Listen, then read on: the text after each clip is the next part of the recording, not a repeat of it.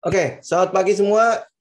Kita mulai market update kita ya hari ini ya. Nah, teman-teman udah lihat. Saya sebenarnya berharap banget ya kalau hari Jumat kemarin benar-benar bisa koreksi. Ya, memang koreksi pada pagi harinya kita lihat ya pasar panik sekali. Sepertinya pokoknya apapun yang saya punya saya buang dulu ya. Saya buang.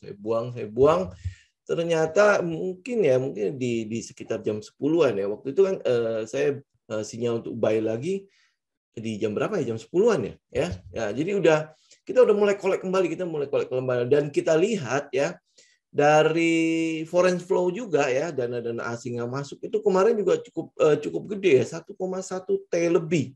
Ya, bahkan di pagi hari pada saat market sedang panik-paniknya itu udah mulai masuk 100 jutaan, udah mulai hijau lah foreign flow-nya kan. Nah, kemudian di menjelang siang semakin gede. Jadi akhirnya makanya kita mulai kembali masuk lagi, kita mulai buyback lagi. Ya. Jadi ini sebuah sinyal yang menunjukkan bahwa memang pasar itu cenderung masih melihat katalis-katalis positif yang ada di Bursa Efek Indonesia itu cukup positif. Jadi memang kayaknya benar-benar akan didorong untuk bisa break dari 6.700. Oke. Nah, tetapi sekali lagi saya mau katakan kepada teman-teman ya, walaupun kita optimis dengan bursa, walaupun kita optimis dengan futures untuk mungkin di November, di Desember ya, window dressing, nanti mungkin sampai ke Januari, tetap jangan lupa kedepankan yang namanya risk management. Kalau memang kena stop loss sudah keluar aja deh, kapanpun kita bisa masuk lagi kan. Yang penting kita tidak terjebak pada kerugian yang besar. Nah, misalnya kayak kemarin ya, kalau teman-teman udah stop loss ya sudah nggak apa-apa kan, tinggal masuk lagi. Ya, kalau misalnya market benar-benar koreksi bagaimana? Ya kan itu kan artinya sebuah proses, ada dalam trading itu yang kita bisa lakukan. Kita nggak pernah tahu memang ke arah pasar itu akan seperti apa. Tapi yang bisa kita lakukan adalah bereaksi. Begitu pasar ternyata kok dia ada sebuah sinyal untuk kita buy kembali, kalau misalnya di trading system kita ada mengeluarkan sinyal seperti itu ya kita tinggal buy kembali. Gitu. Jadi nggak perlu harus nanti gue kena stop loss terus habis itu orang bilang langsung kayak anak kecil ya, meronta-ronta kayak aduh kenapa gua keluar, kenapa ini. Nggak usah pikirin seperti itu. Jangan sampai mental kita, psikologi kita kena, terus habis itu trading rules atau aturan-aturan trading kita itu langsung dilanggar semuanya. Ya, aturan trading adalah aturan trading. Kita membangun kedisiplinan kita, membangun habit kita di situ. Oke? Nah, sekarang kita mau lihat ya, market untuk indeks harga saham gabungan sekali lagi ya. Kita belum tahu apakah dia koreksinya akan kelar atau belum, tetapi dengan mengalir derasnya ya foreign flow ya, dana-dana asing yang masuk, likuiditas yang masuk ke dalam bursa, kita menjadi sedikit yakin gitu bahwa koreksi market ini akan berlangsung singkat. Nah, mungkin saja minggu depan dia akan mulai kembali ya. Karena memang minggu yang lalu efektivitas hari trading itu memang cukup singkat kan. Kita libur pas di tengah-tengahnya lagi, pas hari Rabu kan. Jadi ada 2 hari trading, terus libur, terus 2 hari lagi trading. Jadi memang tidak terlalu efektif banget ya. Nah, sedangkan kalau untuk mulai minggu depan, sampai nanti Desember, itu baru akan libur lagi di akhir tahun. Jadi itu praktis kita hampir boleh bilang tidak ada libur bursa di tengah-tengahnya. Nggak ada kejadian kayak kemarin lagi. Jadi itu kemarin itu benar-benar adalah libur pertengahan bursa yang terakhir. Setelahnya itu totally adalah hari bursa full. Jadi 5 hari dalam 1 minggu. Jadi ya teman-teman tinggal mempersiapkan diri ya. Oke? Nah, itu kita balik lagi ke indeks harga saham gabungan. Nah, indeks harga saham gabungan yang kita lihat adalah kalau dia break dari ini all time high-nya kan ada di sekitar 6.700, kita ngomong aja segitu ya, 6.700. Nah, kalau dia break, sasaran selanjutnya adalah menuju ke 6.900 bahkan sampai ke 7.000. Dan ingat itu ya, pergerakannya nggak bisa jadi kayak gini, jadi pluk gitu. Ya, bisa jadi kayak gitu, bisa jadi pelan-pelan. Jadi mungkin ada satu hari hijau, koreksi, bisa jadi kayak gitu ya. Kenapa? Karena sekali lagi ya, pasti akan ada banyak sekali gaya-gaya trading di situ kan. Ada yang scalping, ada day trading. Nanti tinggal lihat siapa yang menang. Kalau yang buang barang atau seller banyak yang menang, ya berarti bisa jadi hari itu menjadi merah. Tapi bukan berarti ya saham-saham kita, saham-saham yang ada dalam portfolio kita juga ikutan merah. Enggak ya. Koreksi pada market itu sesuatu yang baik untuk pasar itu sendiri. Kalau dia berjalan tegak lurus begitu, justru kita yang was-was. Jadi kalau dengan dia ada koreksi begini, ada sedikit best di sini, itu membuat pergerakan indeks, pergerakan harga itu menjadi jauh lebih sehat dan jauh lebih stabil. Oke. Nah, jadi ini kalau misalnya dia akan break ya dari all time high 6.700, sasarannya sekali lagi ada di sekitarnya 6.927. Kita anggaplah ya fullnya itu ada di sekitar 7.000 ya. Itu adalah sasaran selanjutnya.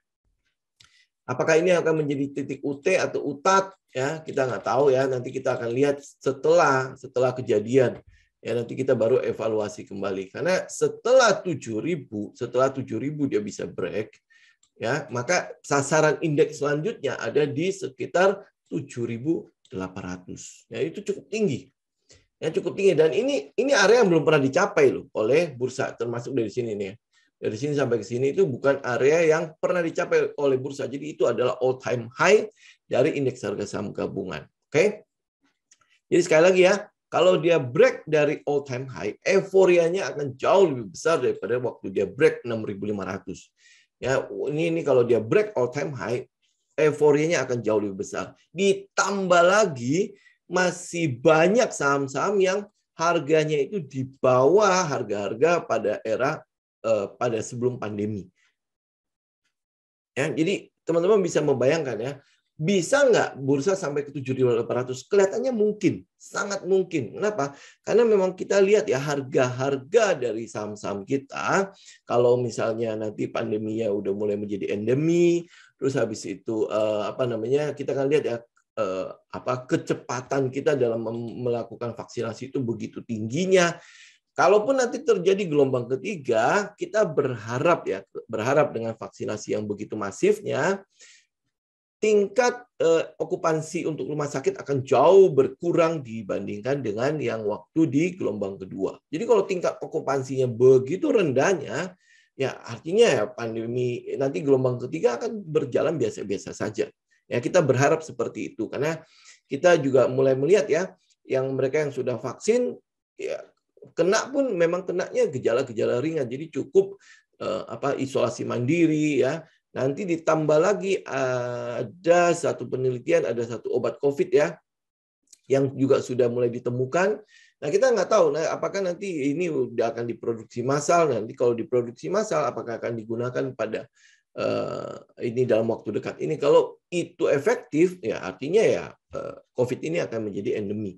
Nah, kalau dia udah menjadi endemi, memang euforianya akan terus bertambah tinggi, ya akan bertambah tinggi. Jadi kita akan melihat ya, untuk tembus all time high sekali lagi itu sangat-sangat gampang, sangat-sangat mungkin ya saat ini ya.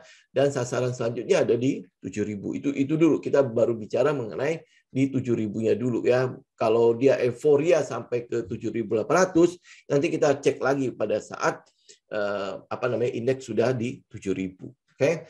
Nah, sekarang beberapa saham yang mau kita lihat untuk trading idea kita buat di minggu depan ya. Saya minta maaf ya, ini trading idea saya lupa share di grup ya.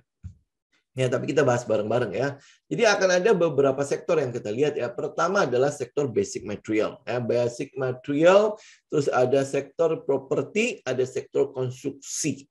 Ya, itu yang kamu kita lihat. Dan nanti kita akan bahas tentang beberapa bank. Ya, beberapa bank. Jadi ada dua bank akan kita bahas ya. Nah, pertama kita lihat dulu ya, basic industry. Kenapa kita mulai melirik sektor ini? Karena ini sektor yang isinya adalah saham-saham murah. Ya, karena dia paling telat jalan kan. Kita udah bicara ini di beberapa video ya. Ini adalah sektor yang paling telat jalan. Ya, dan dia udah mulai jalan dan ini dalam keadaan pullback. Nah, di basic material ini ya kita tahu ada beberapa saham yang mungkin teman-teman sudah incar juga lah ya, kayak INKP, Tekim ya, INTP, SMGR. Nah, ada mungkin ya di dalamnya juga masih ada BRPT, ada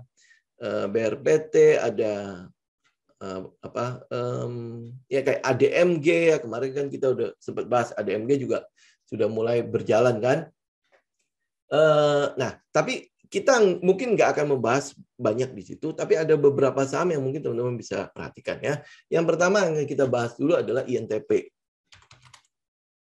Ya, INTP kita nggak katakan ini baru mulai ya. Ini dia sudah mulai dari di bawah sini ya, kemudian dia koreksikan. Nah, kalau teman-teman masih melihat ya saham ini cukup baik ya, teman-teman juga memahami karakternya saham ini, ya ini adalah area yang mau teman-teman incar ya. Jadi ini kalau dia tembus di 11725, teman-teman udah mulai bisa incar. Ya, nah kalau INTP teman-teman hitung komet pun ya, teman-teman juga pasti akan ketemu nih 1 2 3, ini adalah area 4-nya.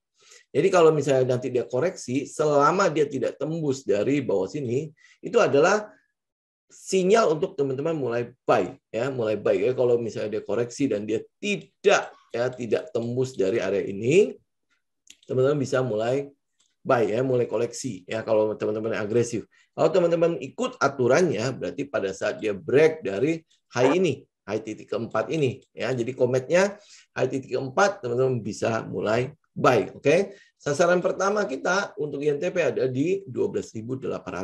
Nah, tapi targetnya mungkin akan disampai ke sekitar 16.000 sampai ke atas ini, sampai ke sekitar 17.000. Jadi INTP masih cukup tinggi ya. Mungkin dia akan istilah kita adalah SOS ya, di daerah di atas sekitar 16.000-an ya. Nah, habis itu perjalanannya masih jauh ya. Oke. Ini adalah INTP. Jadi kalau teman-teman bisa perhatikan ya INTP. Nah, kalau teman-teman merasa bahwa INTP kayaknya udah naik lumayan ya. Oke, nah saham selanjutnya teman-teman incar adalah SMGR. Ya nih, teman-teman lihat ya SMGR ya, dia baru break dari trend ini. Ya. Dia baru break dari trend ini. Ini SMGR, dia baru break dari trend itu, kemudian dia base di atas trendline. Jadi kalau misalnya kita tutup ya, saya tutup trendline-nya, dia masih konsolidasi di sekitar trendline atas ini. Jadi ini masih di area buy kita. Masih di area nih buy ya, ini area ini ya. Jadi udah break dari yang bawah. Nah, ini tinggal dia break dari area resistennya. Area resisten dari trendline itu, begitu dia break, ya sasaran pertama kita ya, ini saya tinggal langsung lihat aja ya, sasaran ini adalah di sekitar 11.500 sampai sekitar 12.000, itu sasarannya ya. Tentu ya untuk naik sampai ke atas itu kan pasti ada resisten-resisten yang dia akan uji ya. Jadi enggak serta-merta langsung jebret itu naik itu sampai situ ya. Tapi target kita ya untuk SMGR itu ada di sekitar 11.500 sampai 12.000 nih. Ini targetnya. Ya, dengan indeks yang terus melaju, ini kan adalah saham market leader juga kan, dengan market cap yang cukup besar, ya pasti akan diincar oleh gajah. Oke, jadi ini untuk semen ya. Teman-teman bisa pilih antara INTP atau SMGR. SMGR iya, kelihatannya memang dia masih murah ya, masih baru-baru mulai ya kan di bawah sini ya. Yang dia baru mulai kan. Ya, sedangkan INTP mungkin udah setengah-setengah jalan. Nah, tapi ya kalau dari cycle-nya memang INTP kita bisa ikutin cycle-nya jauh lebih tenang ya. Oke. Ya, ini untuk saham semen. Kemudian saya cuma akan sekilas aja bahas tentang IDMG ya, ADMG. ADMG kan kemarin kan kita juga udah memperhatikan dia udah mulai jalan ya, udah break ini ya, kemudian dia pullback ke trendline ya. Ini kebetulan kalau misalnya teman-teman tarik garis ya, ini masih ada area sekitar resisten. Jadi kalau teman-teman mau koleksi ya saham ADMG, teman-teman bisa mulai buy nih kalau misalnya dia break dari 234 ya. Kalau dia besok ya hari Senin dia ada di atas 234, itu adalah area teman-teman akan bisa mulai incar untuk ADMG. Ya, jadi ini masih akan teman-teman akan follow ya. Kemungkinan besar trennya itu masih kalau dia terus jalan ya, targetnya mungkin akan ada, saya ambil di sini aja nggak usah terlalu agresif ya. Ya, targetnya mungkin teman-teman masih akan lihat dia mungkin akan ada sampai ke sekitar 318 sampai 320. Ya, ini mungkin target yang teman-teman akan incar dari 234 sampai ke 320 buat teman-teman swing ya. Termasuk ya, ini saya hanya mention saja untuk saham yang ini, Aldo. Teman-teman juga masih bisa perhatikan ini. Kalau misalnya saham-saham yang di basic material itu udah mulai jalan, INTP, INTP, SMGR, INKP, Tekim, terus BRPT, TPIA ya, termasuk ADMG segala macam. Ini kan adalah saham yang skornya cukup bagus ya. Cuma memang secara teknikal teman-teman mesti perhatikan saham ini karena nih ya sempat gunjang-ganjing begini ya.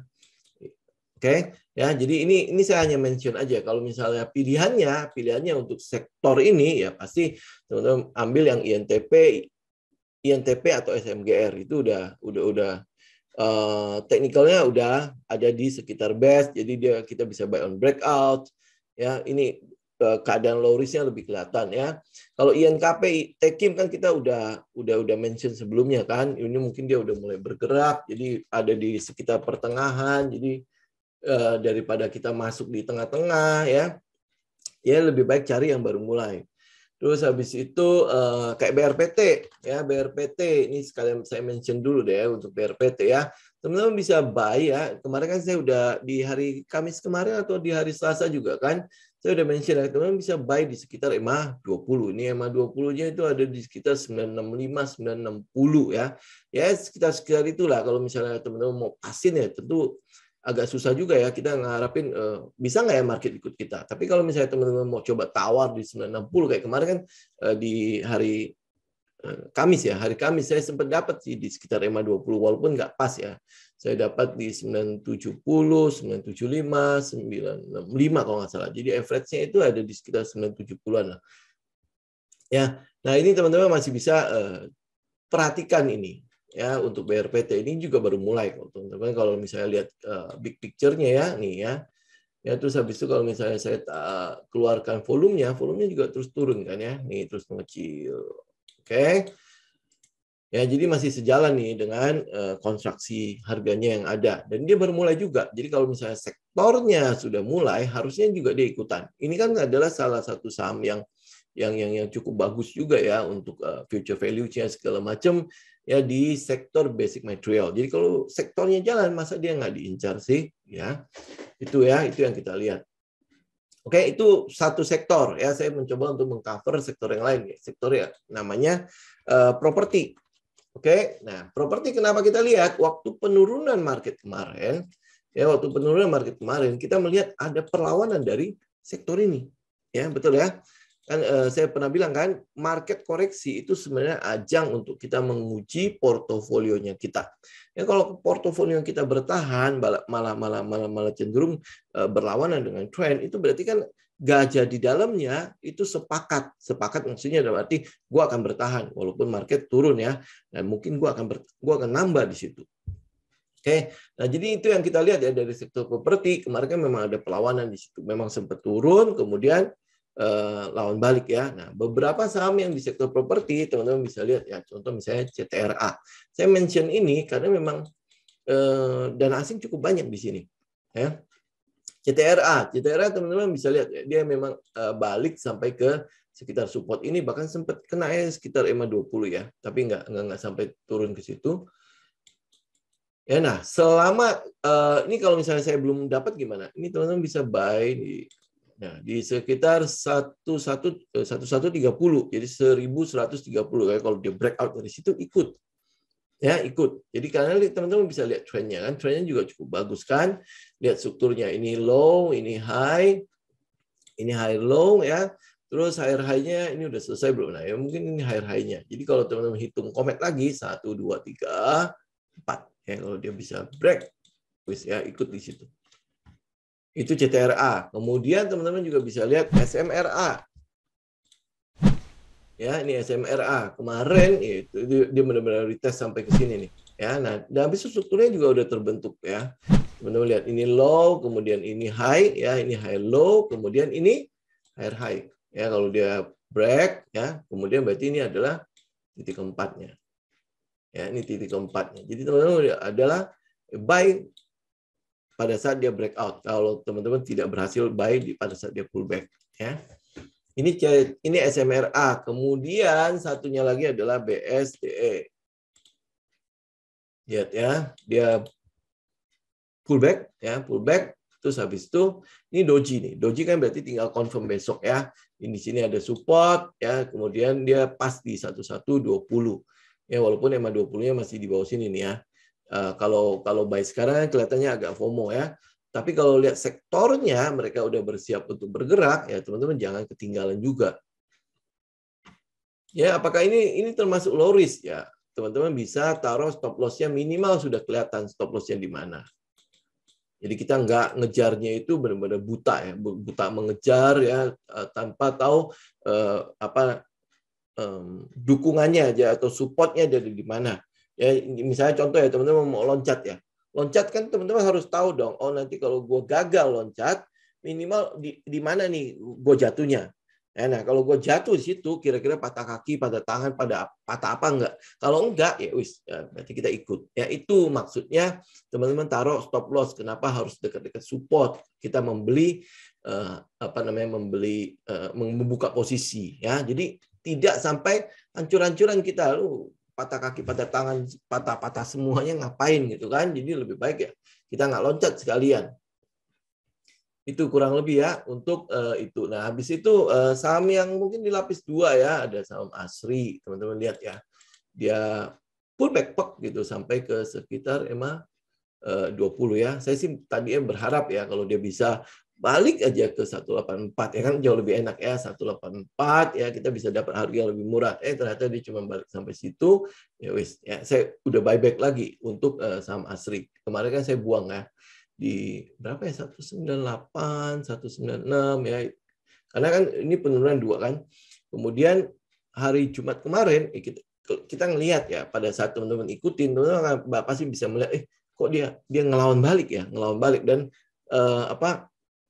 memang ada inflow yang terus masuk ke dalam saham properti. Kita cek lah ya beberapa teman-teman tinggal buka aja order book CTRA, SMRA, BSDE ya terus habis itu kok mereka fighting back ya, terutama CTRA lah. CTRA duluan malah hijaunya kan. Nah, terus habis itu teman-teman bisa lihat ya gejalanya, yang lain juga ikut loh. Nah, ikut ya udah cepet-cepet ya teman-teman mau misalnya ngincar di saham-saham yang lapis 2 ya teman-teman langsung incar. Ya itu kurang lebih.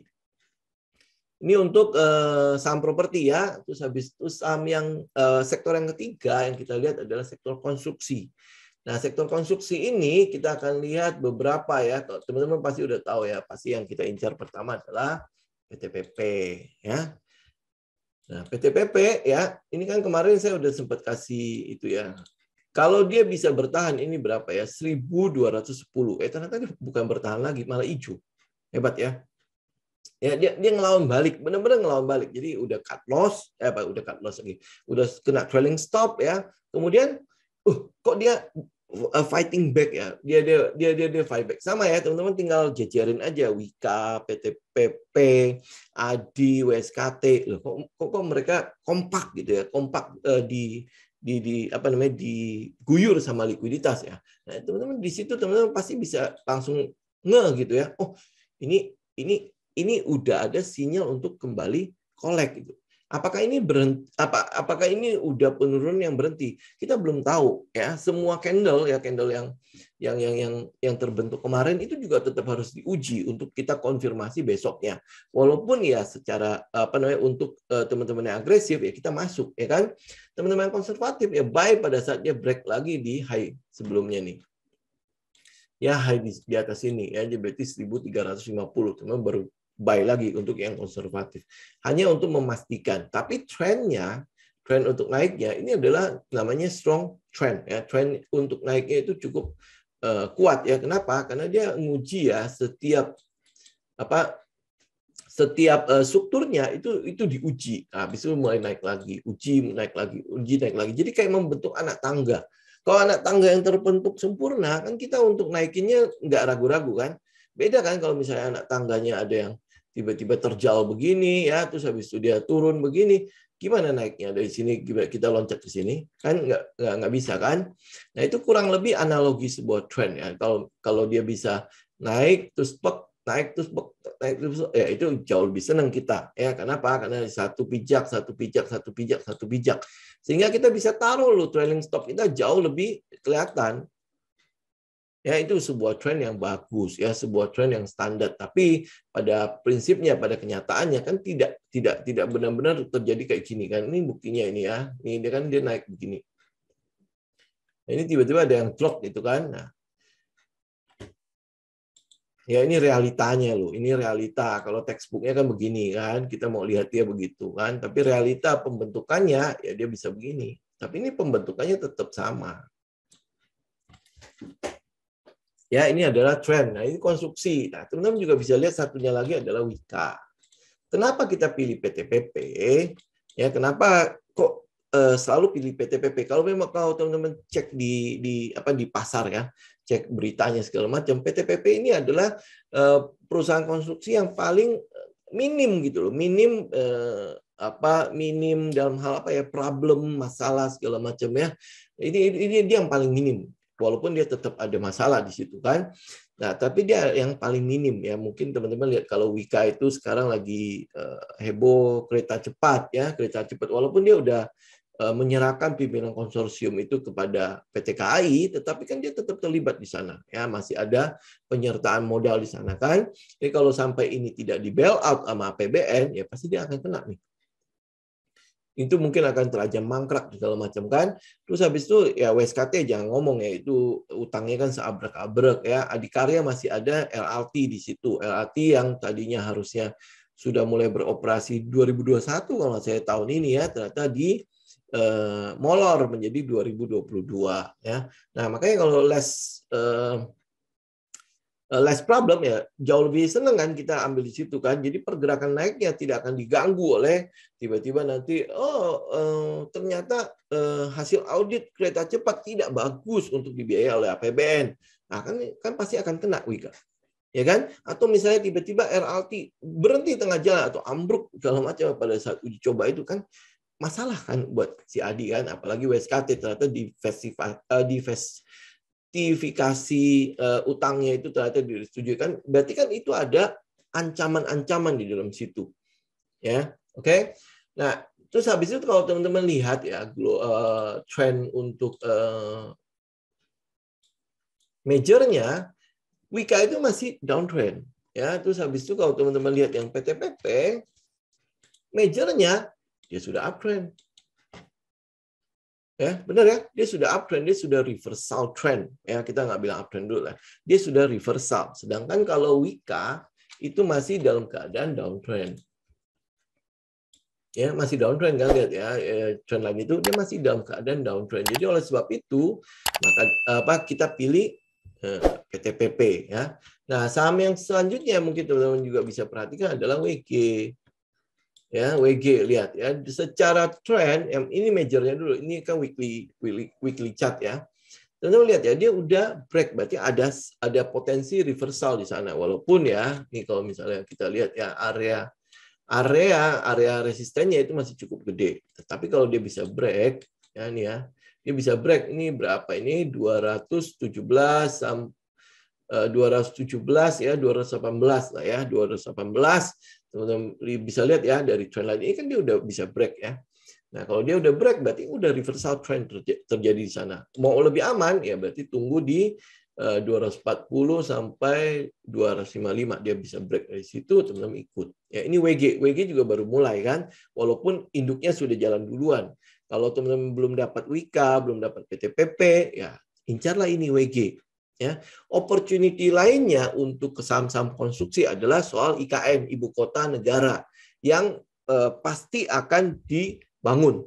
Oke, nah kalau ibu kota negara akan dibangun, kira-kira mereka menggunakan kontraktor swasta atau BUMN, karena ada rahasia negara di sana. Otomatis yang mereka akan pakai adalah perusahaan-perusahaan BUMN. Nah, untuk swasta mungkin paling cuma mengerjakan jalan ya. infrastruktur seperti itu kan. Tetapi kalau udah masalah soal rahasia negara, mereka pasti akan cenderung menggunakan perusahaan-perusahaan yang berbasis BUMN kan, berbasis yang punya negara. Itu satu. Kedua, teman-teman lihat ya, ibu kota negara itu ditargetkan harus pindah pada semester pertama 2024. Nah, sekarang udah tahun berapa? 2021 akhir. Berarti cuman dikasih waktu 2 tahun untuk bangun, 2022 dan 2023 untuk membangun. Kira-kira menurut teman-teman itu opportunity nggak untuk saham-saham konstruksi, terutama untuk BUMN?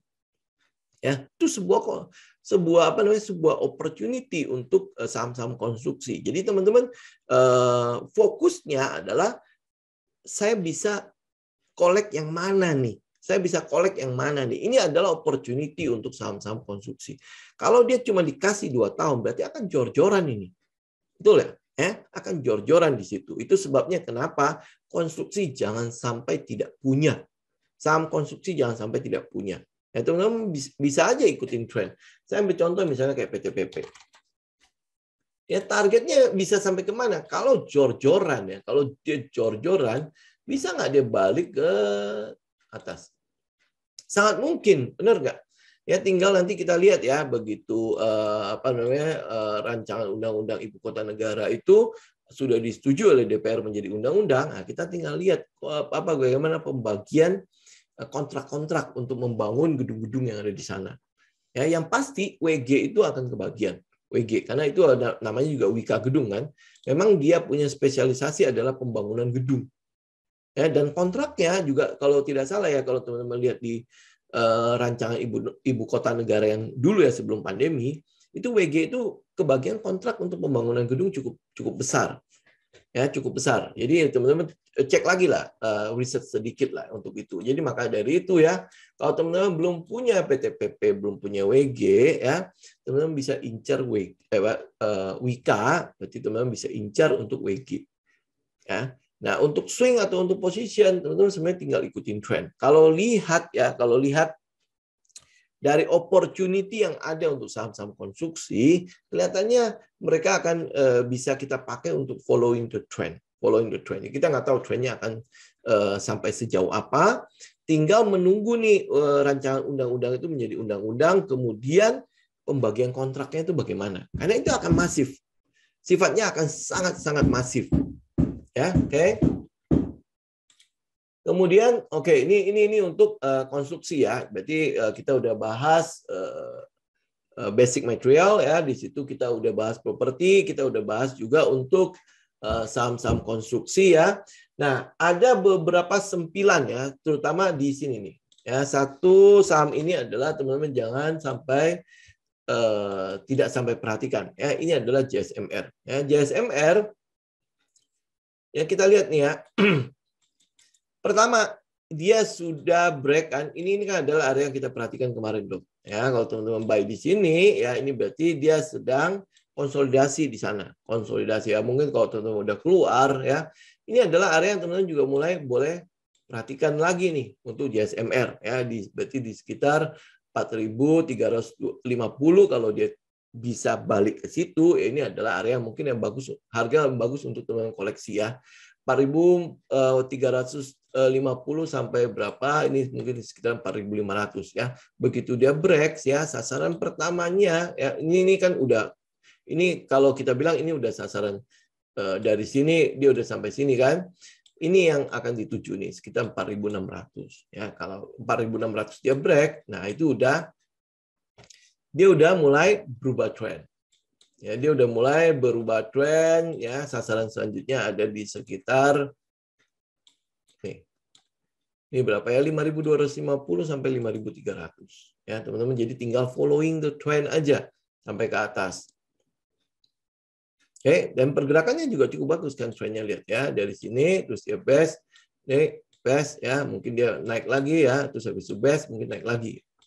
Ya, bikin skenarionya ya, nanti tinggal ikutin skenarionya. Kalau misalnya dia skenarionya pas dengan kita, ya kita tinggal following the trend ya kan. Tapi kalau misalnya ada skenario di mana dia kayaknya bakalan pullback agak dalam, kita tinggal keluar dulu, ya kan pasti akan kena trailing stop karena kan bisa jadi dia akan pullback dalam kan karena struktur sebelumnya di sini. Ya mungkin saja dia akan pullback ke situ. Betul ya?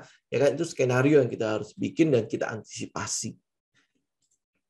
Oke, itu JSMR ya. Jadi teman-teman perhatikan ini untuk JSMR. Nah, sekarang kita tutup ya trading idea kita dengan 2 saham dari perbankan ya, dari finance ya. Saham apakah itu? Pertama adalah teman-teman jangan melepaskan pandangan teman-teman dari yang namanya BRIS. Oke, dia udah cukup konsolidasi cukup lama di situ. Yang kita mau tunggu kan sebenarnya dia mau breakdown atau breakout. Ya. Nah, kalau dia breakout, ini ada area resisten di sana. Ada trendline itu, ada area resistennya. Tapi kalau dia breakdown, kita mau tunggu nih di 1700 ya, 1730-an. Ya. Itu yang mau kita tunggu untuk BRIS ya. Jadi harapan kita sih adalah dia breakout ya. Dia breakout kalau teman-teman mau jauh lebih aman. Ini lihat ya, dari A gedenya, ini majornya kan, jauh lebih aman kalau dia bisa breakout dari sini ya. Pergerakannya sangat mungkin ya. Ini pertama ya pasti dia ke sini dulu ya. Ini sekitar 2.800, kemudian dia akan incar all time high yang sebelumnya. Nah, kalau itu masih terus bisa bergerak ya, berarti kan teman-teman juga bisa tinggal following the trend karena all time high kan sudah sky is the limit ya. Ini ingat ya, jadi jangan melepaskan pandangan teman-teman dari situ. Ya, pertama teman-teman bisa buy kalau dia break 2.300, kalau dia breakdown dari 2.000 berarti teman-teman bisa tunggu di 1.730 ya, 1.700 lah ya. Tapi buat teman-teman yang agresif, apa yang teman-teman bisa lakukan ya? Ini kan teman-teman lihat ya, ini support ya. Seandainya kalau dia bisa balik ke sini, ini mungkin teman-teman bisa agresif 2.000. Teman-teman buy. Berarti stop loss teman-teman ya ada sekitar sini. Kalau dia breakdown, teman-teman ya kalau dia belum kena stop loss ya teman-teman bisa tungguin. Tapi kalau misalnya dia kan bisa aja ini check out top. Ya check out berarti kayak stop loss hunter lah apa segala macam. Jadi cuma buat turunin shocking pasar. Waduh, dia kayaknya akan turun ke bawah, gue tunggu di 1.700-nya. Kan keluar semua kan, orang-orang panik kan. Nah, teman-teman harus bisa perhatikan di situ. Bisa jadi dia shake. Ya, bisa jadi shake. Begitu dia shake out, ya teman-teman perhatikan selama dia, kalau agresif ya, ambil 2.000 ya, selama tidak kena stop loss kita ikut. Yang sama tidak kena stop loss kita ikut. Kalau kena stop loss ya sudah, udah berhenti saja. Nanti kalau dia balik lagi ke base ini, baru teman-teman mulai analisa kembali apakah kita masih bisa ikut atau tidak. Ya itu satu. Ini adalah saham BRIS. Jadi jangan ketinggalan ya. Yang kedua adalah saham ini. Ya, BBKP. Oke, nah ini saya membahas ini kalau kemarin-kemarin kan ada pasukan berani mati kan. Ya, kita harapkan adalah BBKP bisa balik lagi ke sini ya. Kita bisa harapkan dia bisa balik ke sini ya. Kita udah mulai bisa ngambil lah. Boleh ngambil. Karena apa? Menjelang RUPSLB kelihatannya memang si gajah itu mengetahui something di sini. Ya, apalagi teman-teman lihat ya. Volumenya terus turun nih. Ya, terus melandai. Ya, saya harapin ya dia benar-benar melandai juga lah ya, ada di sekitar ini ya. Dia benar-benar diam di situ ya, nah, kayak gini nih. Ya, diam di situ nanti tiba-tiba RUPS dia memberikan kejutan. Ya. Dan posisi sekarang juga udah dalam keadaan low risk kok. Ya, di situ ada stop loss-nya kelihatan. Jadi kalau kejutannya ternyata kan masalah BPKP itu kan masih berkutat di antara BOSOA kan, BOSOA ya. Tetapi kalau kita lihat dari sebentar ya, kalau kita lihat dari ini dari RTI-nya ya, ini update dari September 2021 ya, 30 September 2021 sudah tidak ada nih. Oke, bahkan sahamnya pemerintah pun tidak ada lagi. Ya kan BPKP kan tadinya ada tuh saham pemerintah RI kan, ini pun sudah tidak ada. Jadi ini sudah full di Kokmin 67%, di masyarakat 33%. Ya, jadi saham BOSOA yang tadinya ada di 8% segala macam itu udah nggak ada. Oke, ini update loh ya, update dari 30 September. Jadi buat kita saat ini kita melihat BPKP ya lebih ke arah mungkin masih spekulasi buy lah ya. Karena kita mau menunggu apa laporan dari RUPS, bagaimana keputusan RUPS, apakah right issue-nya dibatalkan, karena kan right issue nggak jadi waktu September kemarin kan tidak jadi kan, terus habis itu terjadi delisting saham-saham yang BOSOA. Oke, ketiga secara teknikal kita ngelihat dia udah mulai ada di keadaan low risk, dia udah best di bawah ya, udah balik ke posisi sebelumnya nih ya, balik ke posisi di sini kan. Nah jadi ini sifatnya ya, sekali lagi, ini masih sifatnya spekulatif. Jadi kalau misalnya dia bisa balik ke sekitar 400, akan lebih baik. Itu dalam keadaan lebih low risk ya. Jadi ini lebih ke arah stop loss kita kelihatan. Stop loss kita kelihatan. Jadi kalau sampai dia jebol, ya support-support ini, ya berarti kita tahu bahwa oh kelihatannya RUPS LB-nya ini menghasilkan sebuah keputusan yang tidak disenangi oleh market. Ya, tetapi kalau melihat teknikalnya begini kan berarti semua orang sedang menunggu ya, wait and see RUPS LB-nya. Oke, jadi apa yang kita lakukan teman-teman, agresif ya, buy di sekitar 520 pun is oke ya, berarti stop loss teman-teman ya, teman-teman udah tahu lah ya, pakai persentase aja. Nah, habis itu kalau misalnya dia bisa balik ke 400 akan lebih baik ya, akan lebih baik kalau misalnya dia bisa balik ke area support itu ya, stop loss kita lebih kelihatan lagi kan.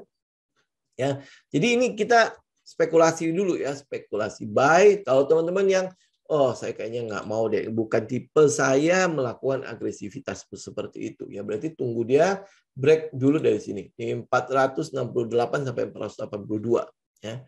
Jadi break struktur itu ya, kemudian dia mulai naik, baru teman-teman buy ya. Tapi ya bisa jadi kalau misalnya RUPS LB-nya menghasilkan keputusan yang menyenangkan pasar atau yang ditunggu-tunggu oleh pasar, bisa jadi kayak gini nih. Ya, candle-candle udah besar-besar, mau ngejar juga kayaknya agak susah. Jadi oleh sebab itu ya, kebiasaannya kita kan akumulasi pada saat semua orang belum ngomongin ini. Ya, sebelum saham itu ramai. Oke.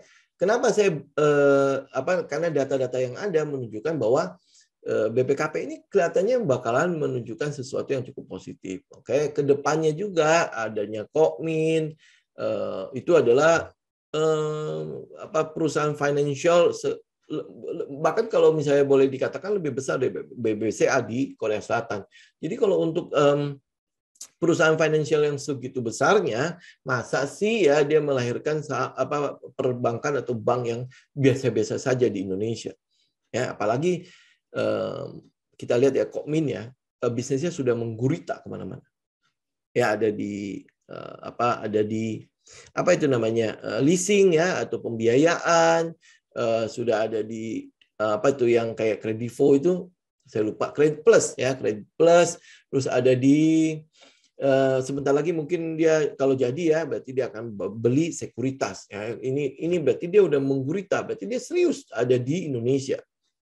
Nah, masa sih banknya tidak kebagian sesuatu yang wah gitu kan? Nah, jadi karena future value-nya itu adalah kayak sebuah buku yang sudah terbuka banget, semua orang bisa ngelihat. Ini adalah kondisi yang saya boleh katakan ya, harga low risk ya, walaupun dia masih dalam taraf spekulasi buy ya, walaupun seperti itu. Tapi kita bisa cukup inilah ya, buat kita cukup pede lah untuk melakukan akumulasi di BPKP.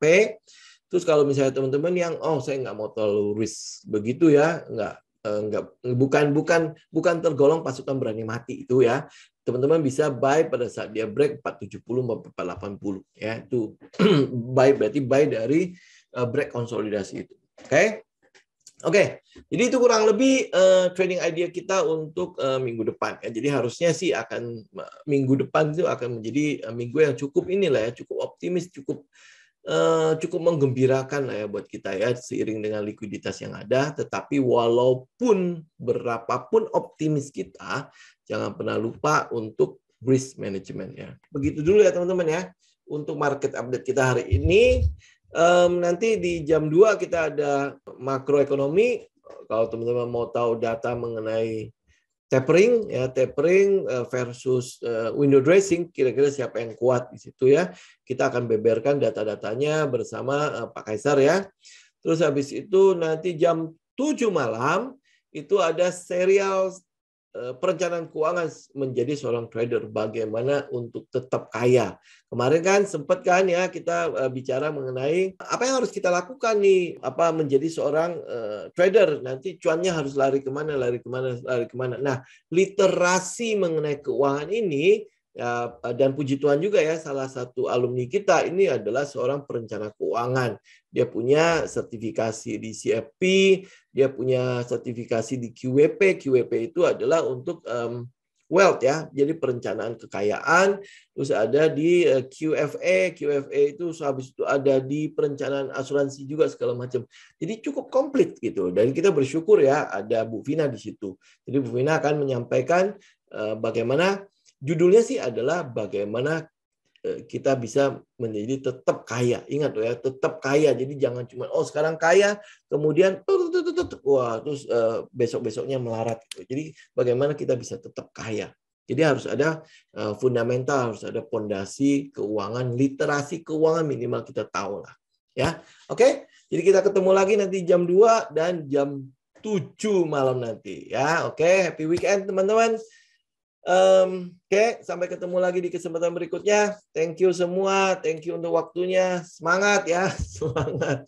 Oke, thank you semua. Salam tim.